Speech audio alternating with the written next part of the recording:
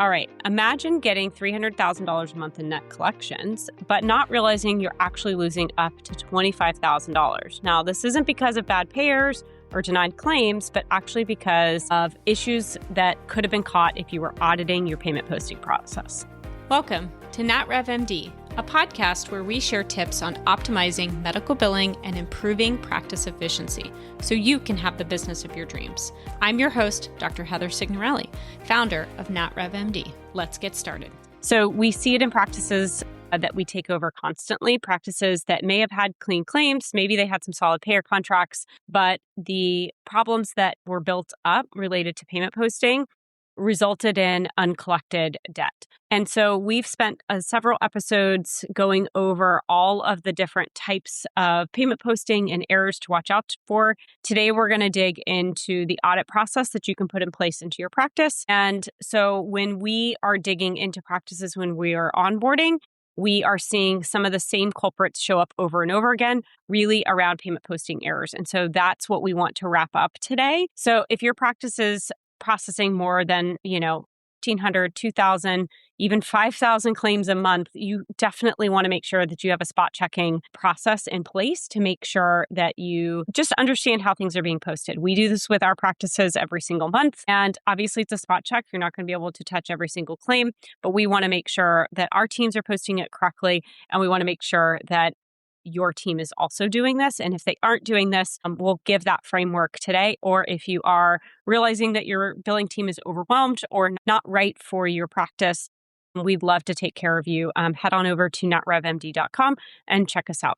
So we've spent the last couple episodes going over insurance payments, patient payments, the foundation of what payment posting is. And so this is that final episode where we're going to give those exact 4-step audits that we run on our practices, both at onboarding as well as on a monthly basis. Obviously, no one is immune from these types of issues, and that's why audits are incredibly helpful and important. And we've run this across dozens of practices, large practices, medium-sized practices, and it's really important. And up to 50% of the practices that we have onboarded and took on, we found at least one category of posting errors that does erode margin and revenue, and in some cases can build up to 6 and 7 figures of AR that could have been handled differently. And these are easy things to put in place. We built a toolkit and a spreadsheet that we ourselves use, and it can be something that you can implement every single month. So here's what you need to understand, right? So obviously your AR report is not only a list of what people owe you, but it actually does imply how well your team is posting. And so if you're posting incorrectly, right? So if, for example, you are incorrectly posting a patient payment or incorrectly posting an insurance payment or incorrectly writing something off because of those posting errors, that can lead to, your AR reports being wrong, your collection rate being wrong, days in AR being wrong. And obviously, you can't fix what you're not measure. So let's walk through those 4 steps. All right. So before we get started on those, we do have a free payment posting audit checklist, and that is in a format that you guys can download. So most practices that run it find at least 2 categories of errors within that first review. And so you can head on over to eligibility.natrevmd.com/payment-posting-checklist. Long word. So it is link down in the show notes. So it's free and it is an important framework that we think would help your team. All right. And if you would like to walk through that, we do have a free revenue audit for looking at metrics and things like this. Head on over to natrevmd.com. Top right-hand corner is that free audit and see if your practice qualifies. All right, so the first audit area is the patient check-in, patient collection reconciliation. So obviously we know the workflow, right? So patients come in, hopefully you're collecting any balances that were due, any patient copays, coinsurance, all the things. So obviously when that amount is collected, it goes unapplied, right? So it's sitting there waiting for your claim to adjudicate, waiting for that claim to be fully paid. And then at the time of posting that insurance payment, you're then grabbing that patient payment and applying it to that date of service. So what to do here is to pull that daily deposit report from your front desk for 3 random days last month, compare the total cash collected, make sure that the specific patient accounts are in your billing system and those payments show on those patient payments. Obviously, if you have an integrated system, that's going to be automated. And as soon as it's collected through the payment processor, it's posted to the right account. If you have a manual process there, hopefully you don't. You're double checking the accuracy there. But what you're looking for is once that claim adjudicates, you want to make sure that the payment is applied to the correct date of service and listed out as like the copay or the coinsurance, et cetera. And typically, most offices, if they're collecting for multiple things, will just call it a patient payment. And that's nothing wrong with that necessarily. But if it is a copay, it is helpful to call that specifically out. So you want to make sure that money isn't sitting there unapplied. And then you also want to make sure that as you're running those unapplied reports, that you're looking for any patient refunds, refunding those patients quickly and typically within the same month so that you can make sure that you don't have unused dollars there.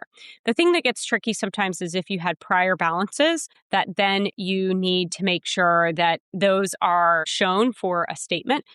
So if a patient came in for a Monday visit and you collected information for that March 1st, visit, so you collected money for that visit, and that claim adjudicates, you want to make sure that that dollar is applied to that correct date of service. The tricky part sometimes is when those dollars are auto-posted to older dates of service, and then that can kind of mess up some of the statement clarity. It isn't necessarily wrong, right? Because the money, you applied it to prior dates of service, and those dates of service may have had a balance. But the tricky part comes when you're trying to audit these accounts and make sure the statements look clean. So in an ideal world, you are looking up these patient collections, making sure they're accurate, making sure that they're being assigned to the correct date of service, making sure that unapplied patient amounts are applied to the claims when they're closed. And then last is making sure that those refunds then are getting sent back to the patients. So this is a great way for you to audit that whole process is again, follow the patient, right? Pick a few patients who were seen last month or maybe the month prior, depending on, your claim cycle. So you just want to make sure that claim's adjudicated. That's what you're trying to do. So was money collected from the patient? Was money due to be collected? But maybe it was never collected from the patient. Maybe they missed collecting a copay. Then was the payment applied to the right date of service? Do you have a refund due? Again, all of that can be audited to make sure that process looks good. And again, you could even follow the trail even further and go look at the patient statements and make sure those looked good as well. So again, similar to like a joint commission or other regulatory process that we do in the hospital, right? You're following the patient. You can do the same thing with your audit process. For our team, we do audits we have an audit schedule every single week of the things that we audit for our own internal teams so that we can make sure that things are done appropriately. Obviously, why this matters, this really ensures that your front desk and your billing team are actually communicating with each other and making sure that everything runs smoothly. Unapplied cash is obviously going to be invisible in your AR report. And that unapplied could be issues with how it's then applied to those claims and how that ties together with the insurance payments, or it could be, again, those refunds. And so really, really important to have this all cleaned up because you can get angry phone calls from patients who paid a copay at the desk and received a statement for the same charge. And maybe that copay was applied to an older date of service. And so maybe it makes sense. It just makes explaining all of that really difficult. Another important thing is if they had a balance for older dates of service, why didn't the front desk collect that? So that's another part of this audit.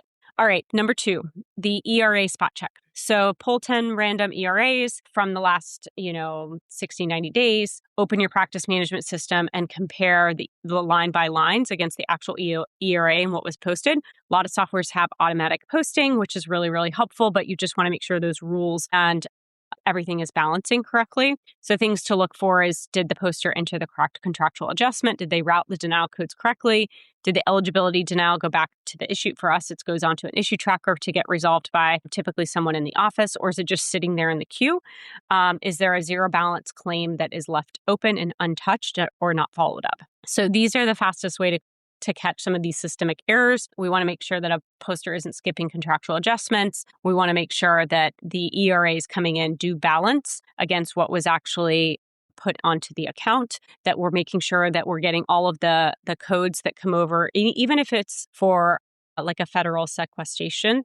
We want to make sure that that's all captured. And so we just want to make sure that this is really clean. That way, your AR report isn't inflated, and that if an insurance payment is posted, then, is there a secondary balance to a secondary insurance that's going out, or alternatively, is there a patient responsibility?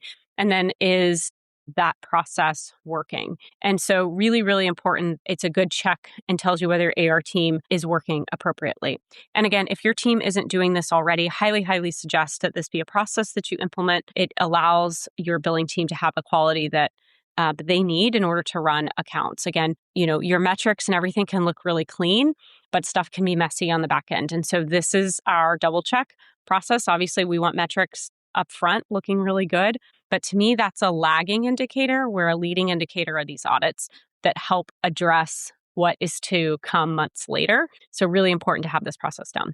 All right, so the underpayment review. This is such a struggle for many, many, many teams, and it is still hard and manual for our team. So obviously, if you had all your payer rates and those were in some beautiful little spreadsheet and you could just upload them to your EMR, there are many EMR features that allow you to run reports to double check that you're not getting underpaid by a payer. A lot of times rates are changing every year, sometimes depending on how your contracts are written. We don't have access to all the payer rates. And so another mechanism, if you don't have your payers rates loaded into your system, which most practices don't, most of our practices don't, is that you pull a report for the last 20 patients from your top CPT codes and audit what the allowables are from Availity or from one of the other places where you can get them, or from the contracts you do have a hold of, and then compare that you're getting paid against your contracted fee schedule. So obviously what you're looking for here is, are they paying against the contracted rate, right? Did you get shortchanged anywhere? Why? We recently went through this with one of our practices, found a couple claims that then we're going to go appeal and see what's going on. Again, you want this to be a exercise where you can capture top CPTs, top payers, and make sure that you're not getting underpaid. In an ideal world, we have all of our fee schedules and all of those in a spreadsheet. It's just not realistic for most. Most payers are not that forthcoming. So this is a very challenging area, but really important for you to at least audit this. Obviously, we know that this is a place where payers can short pay. Sometimes people think it's by design. Sometimes it's a system error. Or if you have new rates that are getting uploaded into a contract, that's a good time to go back and audit once those rates are in the system, so you can make sure, yes, that new rate is uploaded. We're doing that for another practice right now as well. So obviously, if your posting team accepts these underpayments, you of course are going to lose money. So want to make sure that you audit this. It's not reasonable to look at every single one of these claims. It's just not possible. So an audit is a good way. Another thing before we move to the fourth is checking for $0 contractual adjustments. And so our team, when they see a $0 contractual adjustment, what that means is that your charges are set at or below the allowable rate. And so in that circumstance, for most payers, that means that you need to increase your charges, because you always want to see a contractual adjustment to make sure that you're charging more than the allowable. Because if you charge less than the allowable, they're only going to give you what you charge. But we recently learned of some payers in the Midwest that will actually not allow you to increase their charges unless it is approved by them, because they're paying you a % of charges. Important to make sure that you understand your contracts around this. That was new for me. That was new for some of our team members. We just haven't heard that before, but we read their contract, and that was, of course, what it is. So just want to make sure you understand your contracts, understand you are looking for those $0 contractual adjustments. I don't think, other than that one contract, I think the rest of our 30 plus practices, I've never seen that before. So looking for $0 adjustments allow you to understand if there are claims or rates that you need to increase so that you capture all of the allowed payment from the payer. All right, so the last one is the write-off audit. So this is where you can pull a report, look at the adjustments and the write-off codes that are used, and then sort them by the user who posted them. And obviously, we want to make sure that contractual adjustments, that's fine. Like, we don't necessarily worry about that unless somebody's using the code inappropriately. But then what other adjustment codes are there? Are there timely filing adjustment codes? Are there denial adjustment codes? Different practices have different ways to manage adjustment codes. In an ideal world, you're making an adjustment code specific to the reason why you have an adjustment that's non-contractual. For us, we put these into our issue trackers and we approve these with the practice. But you want to make sure that, are your staff allowed to write off things without documented management approval? What are those things? Do you have those things written down? Is everybody on the same page for that? And if there are timely filing, why is that? are the claims getting sent out late, which, obviously is the most painful type because everybody works and nobody gets paid, including the billing team? Or are you writing off of these things for timely filing because the AR team isn't working them? So really, really want to make sure why you're writing off timely filing denials. Obviously, if a coding denial or a denial keeps happening over and over again and for the same claim, and the denial doesn't get resolved, and then you submit it again, if you do that past the timely filing limit, you may have an issue and even though you're continuing to still try and work the denial, you still hit a timely filing issue. And so it's good for you to just understand what those adjustments are, why, and making sure that those are being done in accordance to the practice guidelines. Obviously, we all know why this matters, right? Critical revenue protection, check on unauthorized write-offs, and making sure that your billing teams are doing that appropriately. The struggle is if they are using contractual write-off codes to write off non-contractual adjustments. You're not going to have a really difficult time to identify that. And that's where that ERA check comes in, because you're looking at the ERA, you're seeing the contractual adjustment. But then if you see a non-contractual adjustment on a claim, then you can clearly see that that was done inappropriately, right? They're using a contractual adjustment code for non-contractual adjustments.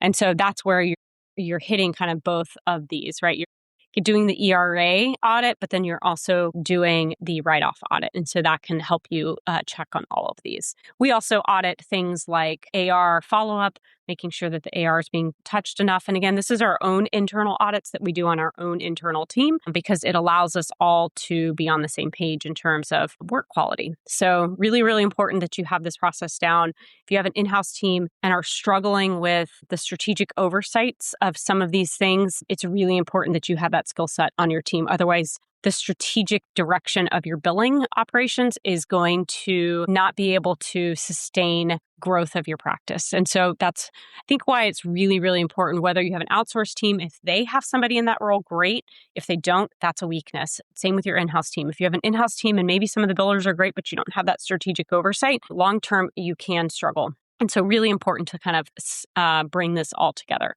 Obviously, every part of your billing workflow should be traceable, should be auditable, and it should be something that you know what's going on. With manual processes, there's always going to be something to fix. And the question is, how fast do you identify it and fix it and retrain in order to make sure that they don't happen again? No one is perfect. And it's important to have these audit processes so that you don't get in a situation where issues build up over time and resulting in revenue loss over time. So again, to recap, we want to make sure that you are doing an audit where we're looking at patient check-in, patient collection, reconciliation, really looking at that front office process, but then also that back office applying of those payments to the right date of service, unapplied payments, refunds, et cetera. ERA spot checks, you're looking and making sure that those are posted appropriately and that they match the actual ERA. Again, looking at contractual adjustments, non-contractual adjustment codes, all of that. Looking at those underpayments, looking at those contracted rates and making sure that they're being paid per the allowable. And then last, writing off or write-off audits, making sure that those adjustments are authorized and being done correct. So this is really important. Again, we kind of have like a monthly schedule for our practices where we're doing a section of this every month. And it just allows you to have a really good, solid picture of your financial health. And this will be something that most practice owners probably aren't aware. If it is being done, you may not be aware it's being done. But if it's not being done, you want to make sure that someone can get this implemented. You're just going to catch things before it compounds. So obviously, if you don't run this audit, you are operating in the assumption that this complex, detail-oriented process is just perfect, right? And that's just not the reality. Download the free posting audit checklist and check this out with the link below. And again, would love for you to share this with a colleague or subscribe if you are listening to this online. Hopefully you have a great rest of your day. Thanks so much.